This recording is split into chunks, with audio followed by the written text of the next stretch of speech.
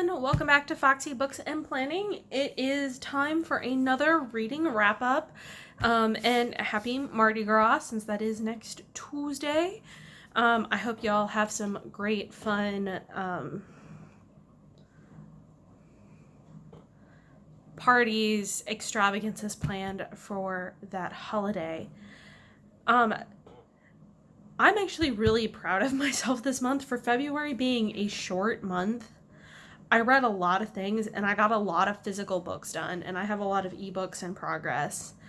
And for me, who spent the last couple of years reading a lot of audiobooks and not a whole lot of anything else, I'm really, really proud of what I accomplished this month. So to kick it off with my books that I finished between this last video and today, I have The Pioneers, the heroic story of the settlers who brought the American ideal west by David Macaulay. I gave this book 4 stars, and I got this as an audiobook from my library. This was kind of an odd one for me to read, as it was one of the books that was nominated for the Goodreads Award for Best History Novel for last year, 2019. And I had an idea of doing an Emily Fox-like video where I read all of the books that were nominated in one of the categories and kind of picked my own winner out of those.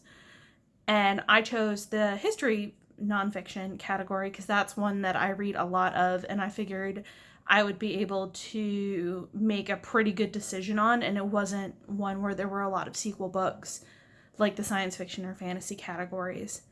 I really enjoyed this book. It focused only on the settlers of the Ohio Valley and only covered the Ohio Valley. So while this is called The Pioneers, it's actually about just the very first wave of pioneering that occurs. This is by no means an overview of all of the pioneering that occurred in America between its founding and the late 19th century. And there is very little representation of Native American or African points of view, but it's stated up front in this particular book that David Macaulay is only focusing on the settlers themselves, and a lot of those settlers are New Englanders who either did not have slaves, did not own slaves, or were abolitionists. So slavery is basically talked about as a periphery issue, but it's not talked about heavily until you get into the very end of the book, where we're talking about the end of the lives of a lot of the first wave of settlers. It was very interesting. I found a lot of the anecdotes very enlightening regarding this, because this is not a section of history that I learned a lot about in school. It was basically, we covered the Ohio Company and the Northwest Ordinance, and then we moved on to the Louisiana Purchase and William and Clark, because those are much more exciting parts of this kind of period of history. And I really enjoyed learning about another movement that I didn't learn a lot about in school. My next book is one of my physical books, which is The Guinevere Deception by Kirsten White. I think I finished this like a day after I filmed my last reading wrap up. I read it in a handful of days. I really, really, really enjoyed this book. Sorry, I wanted to zoom out so you all could get just how glorious this cover is. This is a beautiful book. I mean, even if you take the dust jacket off, the actual book is beautiful. And I do know that a lot of booktubers got this book in their owl crate for the month of January, and it had a different color scheme and a different binding, but it's still, I love this, and I'm so happy I read it. I gave this 5 stars. That being said, it is a young adult fantasy book, and it is a retelling of Arthurian legend. I really enjoyed it. I was really big into Arthurian legend as a teenager. It was one of my phases that I went through. I kind of cyclically go through these where I get really into one topic for a while and I learn everything I can about that topic. And then once I've learned everything and I can't do anything new, I move on to something else. And Arthurian legend was one of those phases I went through. I'm pretty sure a lot of people go through the Arthurian legend phase. But I really enjoyed this. The general idea is that Guinevere is actually a changeling or some kind of other supernaturally inclined creature who has taken the form that she currently wears and has mystical powers and was raised by Merlin and is sent to Arthur's court to protect Camelot from magical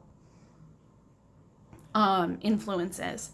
And one of the things that I really saw about this was it really reminded me of the Merlin television series that is on Netflix, and I remember it being on British television, but the general idea of that was like Merlin comes to Camelot, but Camelot has outlawed magic, and so he's trying to protect Prince Arthur so that he can become the once and future king against all of these magical threats that they don't believe exist. And it's very similar here, except Guinevere is the sorceress in this thing. I will say, minor spoiler, if you know Arthurian legend, you can see the twist in this book coming a mile away. But that being said, if you haven't read a whole lot of Arthurian legend, you might really enjoy the thriller element of this, the mystery element. I knew the minute the character was introduced, I'm like, oh, okay, that's what we're doing. But regardless, it did not diminish my love of the story, and I'm really looking forward to the next novel, which they just released the book jacket cover and name of. I will throw a picture up here. I believe it's called The Camelot Betrayal, and I am so excited for that to drop later this year. I'll probably pre-order it and have it and read it in a few days when it arrives. But so that was The Guinevere Deception. The next one is A Spell for Chameleon by Piers Anthony. As you can see, I actually finally finished it, and that's 2 physical books in a row. Magic. I did finish this. I gave it 2 stars. This one was hard for me, and if you've been following these reading wrap-ups for a while, I've had this book, I've been working on it since October or November of last year, and it's been really slow going, even though it's only like 350 pages. I mean, the Guinevere book is about the same length, and I read that one in 2 days, 2 or 3 days.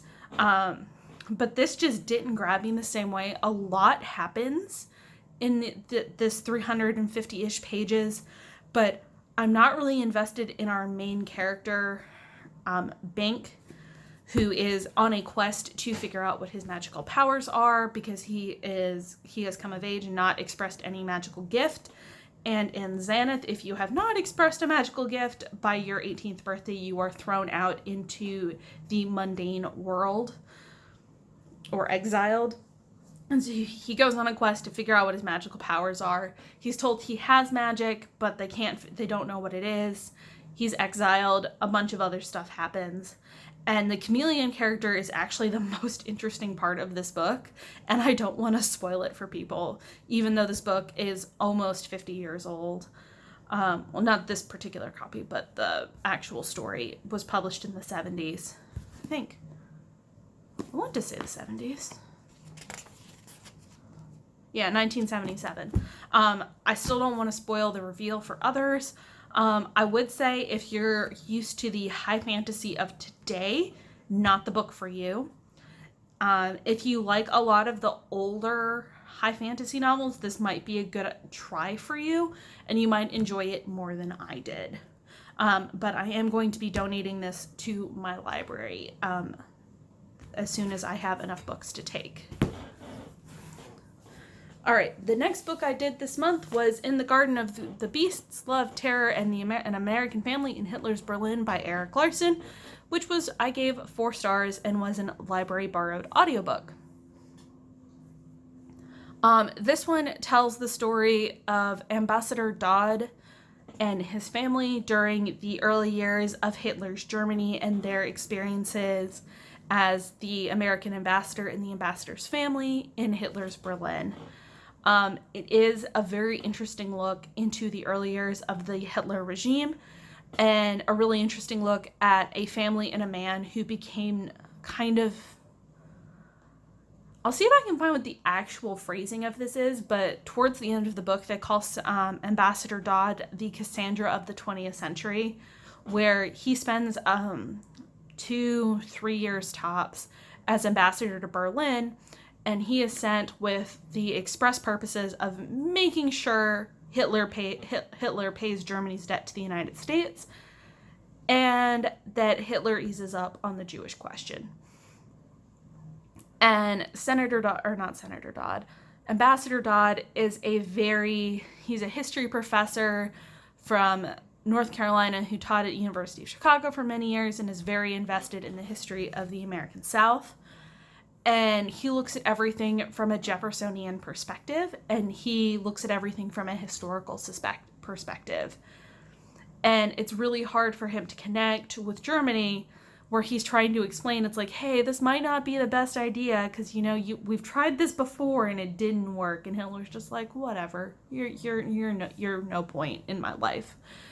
But after the ambassadorship, after he leaves the ambassadorship and comes back to America, he embarks on a speaking tour to warn the American populace that Nazi Germany is bad and that we need to be prepared to step in case of war. And everybody ignored him, and he was right. A lot of the book focused on his daughter, because she was kind of a player where she had a lot of male friends, and a lot of them were high-ranking Nazi officials, KGB officials, and so she ended up in the middle of a lot of situations, and her story is actually more interesting than her father's at a lot of points, but because she kind of had this amazing, crazy life, and she wrote it all down, and her friends wrote it all down, a lot of the book focuses on her. I would have liked, Erik Larson can be a little long-winded sometimes. If I've also read In the White City, or Devil in the White City, which is the one about H.H. Holmes during the Chicago World's Fair, and they're written in a very similar style, which I prefer doing as an audiobook. I can't do them as physical books, but nevertheless, 4 stars. My next one is an Audible original. This was one of the free originals for the month of February. It's called Cut and Run by Ben Acker.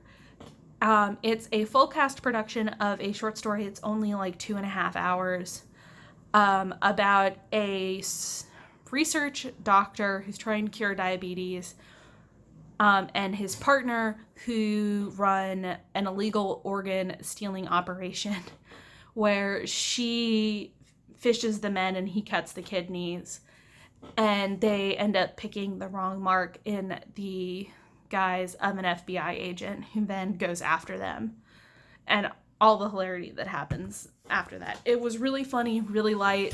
It was a fun comedic romance that was really, really great as a dark comedy for Valentine's Day. And the audio acting was great. It was just a little too romancy for my liking, where like the main character meets the FBI agent in a bar and she's like, oh my god, he's so cute, and then she spends the rest of the book being a schoolgirl over this guy's appearance, and all of the other characters are like, why are you acting like a schoolgirl? She's just like, I don't know, I'm just so happy. And I'm like, if we had made it a little longer, maybe we could have fleshed out the characters a little bit better, but it was free and it was a fun little jaunty read.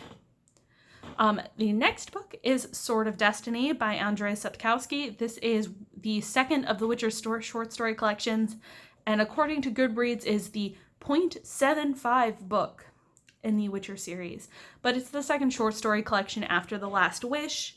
I really enjoyed this one. This one had a little bit of a weirder structure where the stories are all of various lengths. Some of them are very long and almost novellas, and some of them are very short. But they do a good job of reinforcing the characters of Geralt and Yen, and this is the book where you're introduced to Ciri, because The Last Wish does not contain anything about Ciri at all. This is the first mention of Ciri going into Blood of Elves. And if you've seen the Netflix series, this one some of the stories that are reflected from this book our series trip into Broken Lawn Forest, the season finale episode, and the episode with Geralt, Yen, and the dragons. So those 3 episodes of 8 are pulled out of this short story collection. I really enjoyed it. I gave it 4 stars because some of the stories were just too long. Where I got to the point where I'm like, why am I here? And there was one story where I was reading it and I'm just like, this is the short story? Are you kidding? But whatever, I still enjoyed it. I enjoyed this world immensely. I enjoy the characters. And next will be, I think it's Time of Contempt, which is book 2, since I've already read Blood of Elves. All right, next up. Oh, and I did that as an audiobook that I owned from Audible. My next book, another Audible audiobook, was Dirk Gently's Holistic Detective Agency, Book 1, which is book 1 in the series of the same name by Douglas Adams. The audiobook is read by Douglas Adams, which is by far my favorite way to listen to Douglas Adams books. I gave this 4 stars. This is a very short, very hilarious book. It's 3 hours. I mean, if you've ever seen, like, for example, this is probably his most famous book, Hitchhiker's Guide to the Galaxy. Super short. It's like 250 pages. Oh, it's 215 pages. Yeah, so Dirk Gently's about the same size, and all of his books are about this size. None of them are super long. None of them are super in-depth. But boy, are they detailed and hilarious for the amount of book there is. I really enjoyed this. I accidentally already read the next book in the series, which is The Long Dark Tea Time of the Soul. Also highly recommend. And I'm looking forward to seeing if I can find the next book, if there is another book. I can't remember. I did take 1 star off just because there wasn't as much focus on Dirk, and the ending felt kind of rushed. Like there could have been a little bit of a longer resolution period, but I still really enjoyed it.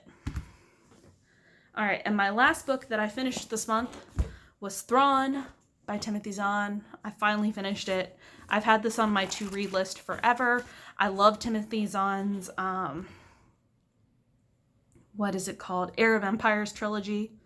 I think it's called the Thrawn trilogy. I don't remember. But the trilogy of books that were written in the early 90s about what happens after Return of the Jedi that are no longer considered canon and have been replaced by 3 dubiously okay Star Wars movies. So this book is the first book in the Thrawn trilogy that is considered canon, I think, maybe. Who knows? It's Disney. What is canon?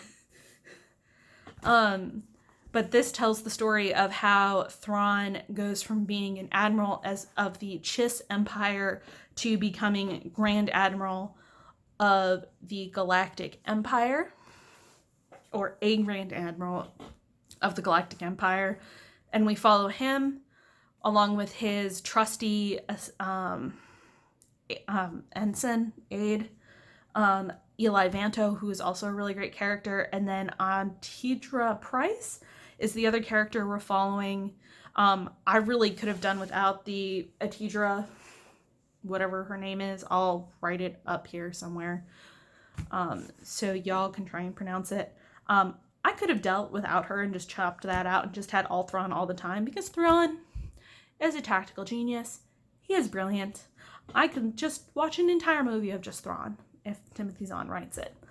That being said, this is the first book of a trilogy, so I am looking forward to picking up the second one. I do have some reservations, because from what I have read of this trilogy, this one is the best one in the trilogy, and then book 2 is the worst, where Thrawn and Darth Vader team up and do stuff.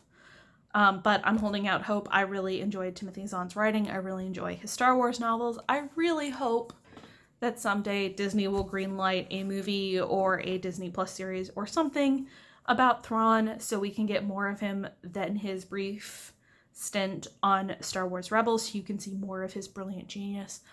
But that is the last book I finished this month. Oh, by the way, I gave it 5 stars in case you couldn't figure that out. All right, now for everyone's favorite time. How much progress has Foxy made on all of the books that she's been reading for 6 months now? Answer, a little progress, but not a lot. First off, Love in the Time of Cholera by Gabriel Garcia Marquez. I made 3% progress this month. Woo! Slow and steady wins the race, kids. I'll someday get through this book, but when I have things like Thrawn and the Guinevere Deception, why would I read Gabriel Garcia Marquez? He's beautiful, he's wonderful, but he's not as thrilling as a blue alien who can outthink the Emperor. Lord Foul's Bane by Stephen Donaldson. No progress this month. I was reading it while I was at work, and I am now busy enough at work that I can't read it, so no progress.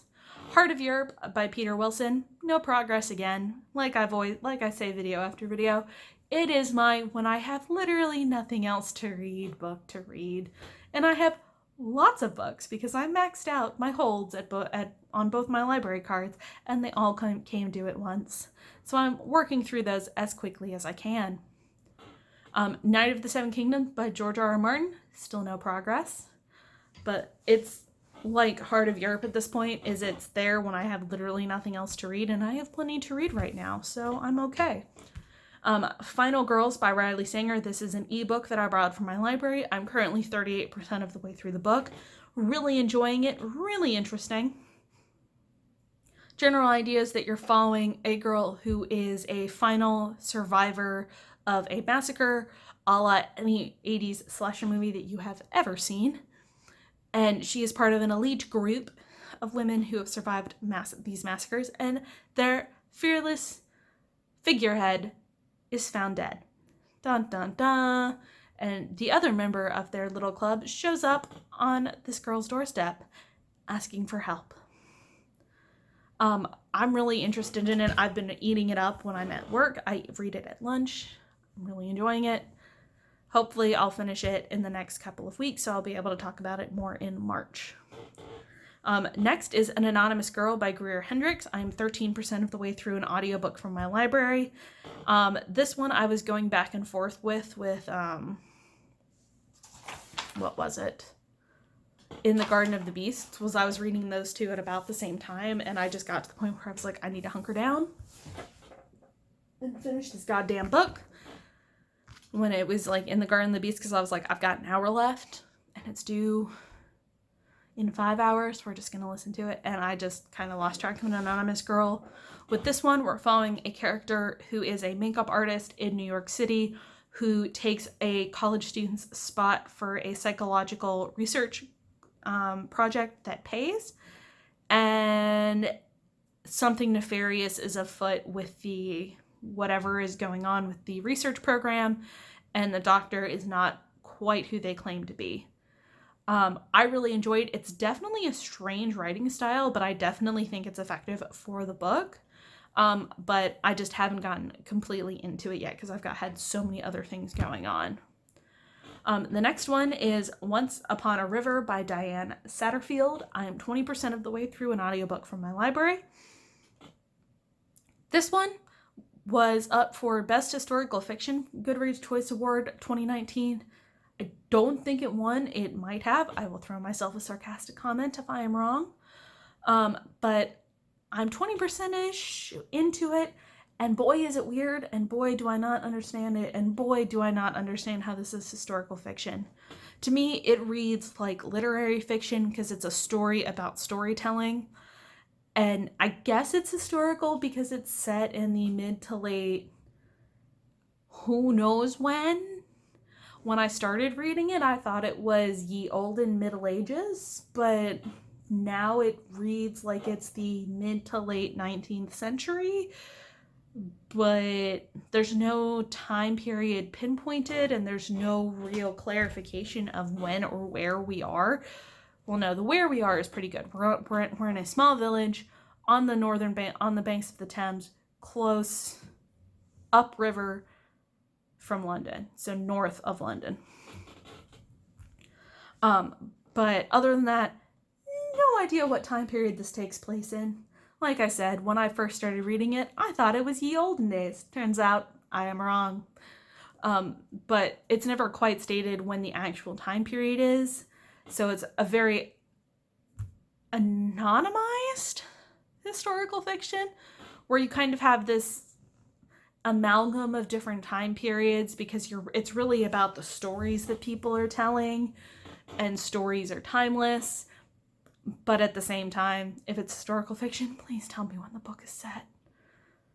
Or if it's not, and it's supposed to be like a modern adult fairy tale about fairy tales, then just say that. But that, whatever. I'm working through it. I may end up DFing this because it's not my cup of tea, but I'm trying to get through it because it's an interesting read. The next is The Five, which is the Jack the Ripper victim biographies by Haley Rubenhall. No progress this month. I haven't gotten it back from my library yet. I have no idea when I'm getting it back from my library. I think it's like a 4-month waiting list. So until it comes back, no progress. First, Sandra Day O'Connor by Evan Thomas. Also no progress. I'm still waiting to get that one back from my library.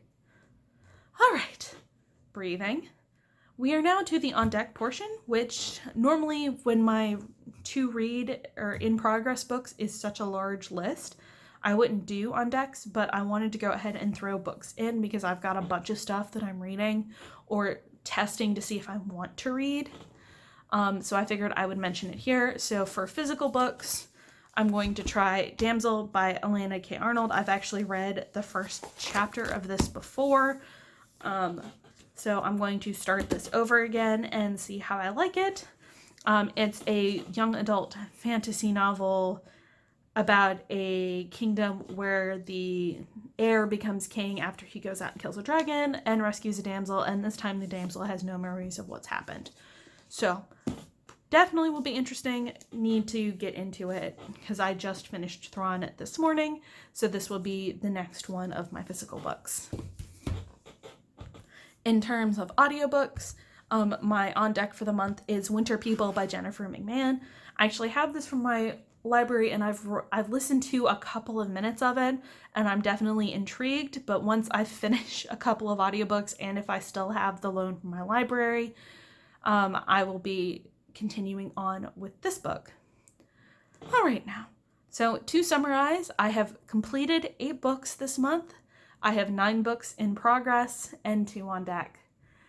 It's been a crazy whirlwind reading month for me, and I hope March is an even better month because work will finally get to a point where I can get my audiobooks listened to again, so I can make more progress on those. But other than that, I hope you all enjoyed. Let me know what you think of my reading choices, any of my thoughts on any of the books. Just go ahead and comment below. Anything you think I should try reading, comment down below. I'm always happy to get suggestions from other people, especially because my reading tastes are kind of wide and varied and I might not read something because I don't think it's my speed, but it actually is my speed. Other than that, please remember to like and subscribe. I try and post on this channel at least 3 times a month. 1 reading video, 1 diamond painting video, and 1 sticker video or 1 planning video. And with that, I will see you all in my next video.